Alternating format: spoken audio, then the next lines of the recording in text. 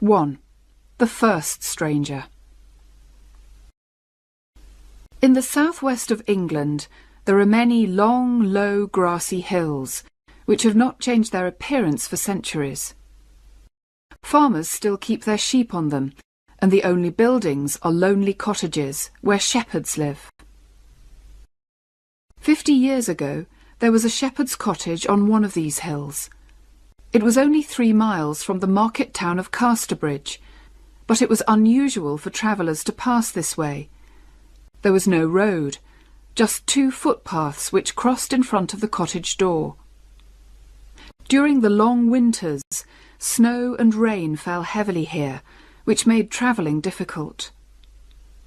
The night of March the 28th, 1825, was one of the coldest and wettest that winter.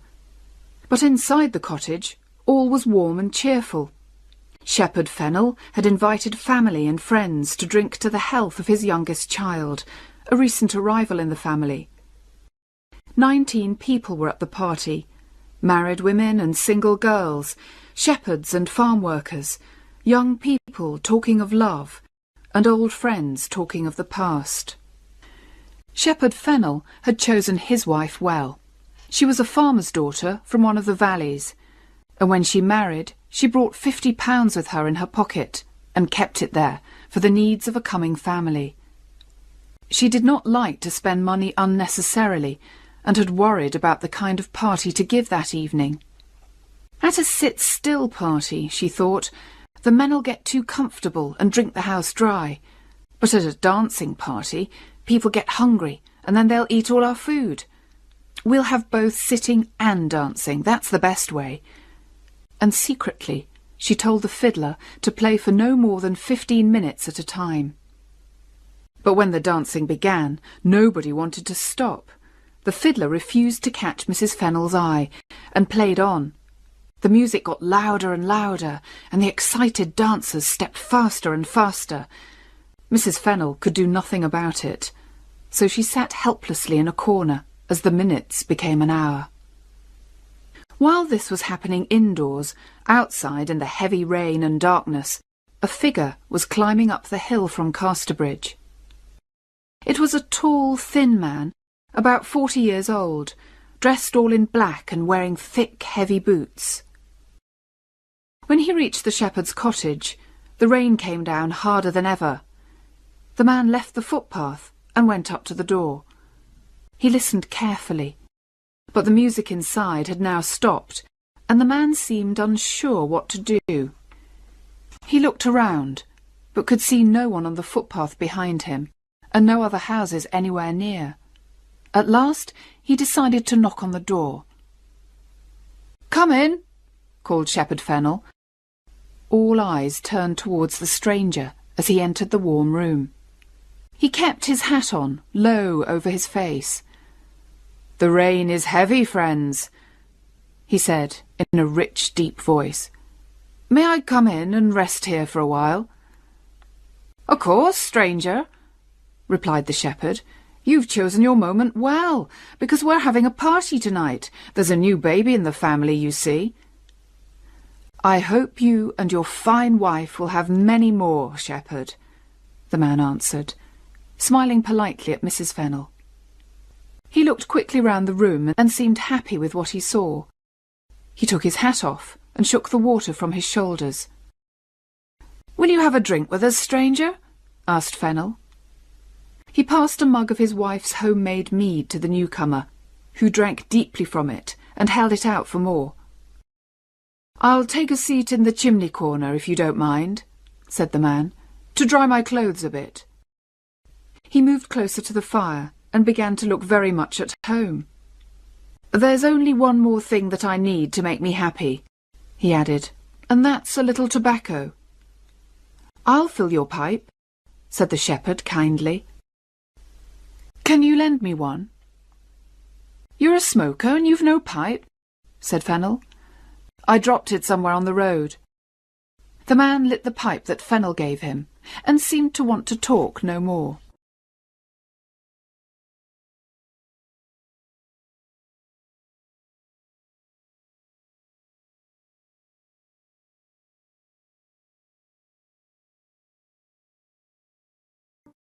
2. The second stranger. During this conversation, the other visitors had not taken much notice of the stranger, because they were discussing what the fiddler should play next. They were just getting up to start another dance, when there was a second knock at the door. At this sound, the stranger turned his back to the door, and seemed very busy trying to light his pipe. "Come in," called Shepherd Fennel a second time. In a moment, another man entered. He, too, was a stranger. This one was very different from the first. There was a more cheerful look about him. He was several years older, with greying hair and a full reddish face. Under his long wet coat, he was wearing a dark grey suit. "I must ask to rest here for a few minutes, friends," he said, "or I shall be wet to the skin before I reach Casterbridge." "Make yourself at home, sir," replied Fennel, a little less warmly than when welcoming the first stranger. The cottage was not large, there were not many chairs, and these newcomers brought cold, wet air into the room. The second visitor took off his coat and hat, and sat down heavily at the table which the dancers had pushed into the chimney corner. He found himself sitting next to the first stranger, who smiled politely at him and passed him the mug of mead. The second man took it, lifted it to his mouth, and drank without stopping, watched by Mrs. Fennel, who was not pleased at this free drinking of her best mead. At last, the man in the grey suit put down the mug with a happy sigh. "That's wonderful mead, Shepherd," he said. "I haven't tasted anything as good as that for many years." "I'm pleased you enjoy it, sir," replied Shepherd Fennel. "It's goodish mead," agreed his wife, a little coldly. "Made from our own honey, of course, and it is trouble enough to make, I can tell ye, but we may not make any more. Honey sells well, and we don't need much mead for ourselves." "Oh, but you can't stop making this," cried the man in grey. He took the mug again and drank the last drop. "I love mead, as much as I love going to church on Sundays, or giving money to the poor." "Ha, ha, ha," said the man by the fire, who seemed to enjoy the stranger's little joke. The old mead of those days, made with the best honey and the freshest eggs, tasted very strong, but it did not taste as strong as it actually was. Before long, the stranger in grey became very cheerful and red in the face. He made himself comfortable in his chair and continued the conversation. "Well, as I say, I'm on my way to Casterbridge," he said. "You don't live there, then?" said Shepherd Fennel. "Not yet, although I plan to move there soon." "Going to start a business, perhaps?" asked the shepherd. "No, no," said his wife. "It is easy to see that the gentleman is rich and doesn't need to work at anything." "Rich is not the word for me, madam," replied the man in grey. "I have to work, and I do work, and even if I only get to Casterbridge by midnight tonight, I must begin work there at 8 o'clock tomorrow morning. Yes, hot or cold, rain or snow, I must do my day's work tomorrow." "Poor man. So, although you look rich and comfortable, your life is harder than ours, is it?" said the shepherd's wife. "Well, it's the work that I have to do, that's all. Now, I must leave you, friends. But before I go, there's time for one more drink to your baby's health. Only the mug is empty." "Here's some small mead, sir," offered Mrs. Fennel. "We call it small, but it's still made from good honey." "No," said the stranger. "I prefer to remember the taste of your best mead, thank you." "Of course you do," said Shepherd Fennel quickly. He went to the dark place under the stairs where the best mead was kept, and filled the mug. His wife followed him and spoke worriedly to him in a low voice. "I don't like the look of the man at all. He's drunk enough for 10 men already. Don't give him any more of the best." "But he's in our house, my love, and 'tis a miserable wet night. What's a mug of mead, more or less?" "Very well, just this time then," she said, looking sadly at the mead. "But who is he, and what kind of work does he do?" "I don't know. I'll ask him again." While the man in grey drank his mead, Fennel asked him again about his work, but the man did not reply at once. Suddenly, the first stranger spoke from his seat by the fire. "Anybody may know what I do. I work with wheels."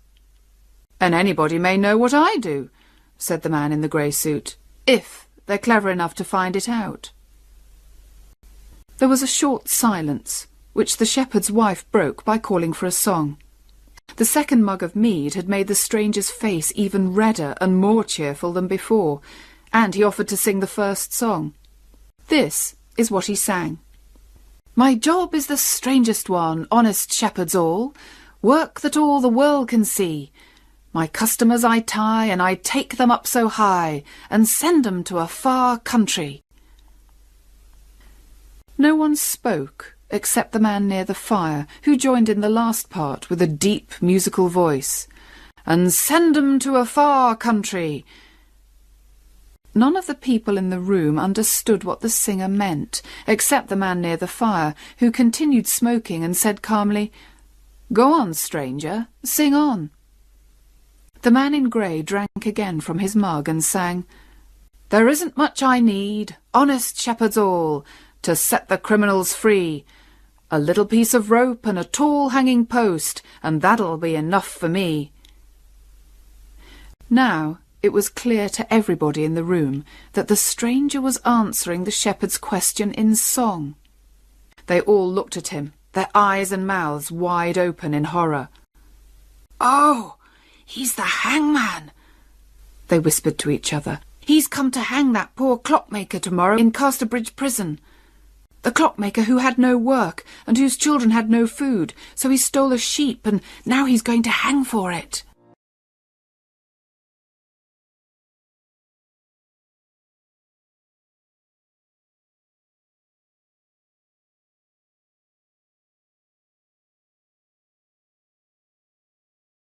"3. The third stranger." Just then there was another knock on the door. People seemed frightened, and Shepherd Fennel was slow to call out, for the third time, the welcoming words, "Come in." The door was gently opened, and another stranger stood in the doorway. He was a little man with fair hair, and was tidily dressed. "Can you tell me the way to—" he began, but stopped speaking when his eyes fell on the stranger in grey, who, at that moment, started singing again. "Tomorrow is my working day, honest shepherds all, working with the little piece of rope. A sheep has lost its life, and the thief must pay the price. He'll find some peace with God, we hope." The man by the fire repeated cheerfully in his deep voice, "He'll find some peace with God, we hope."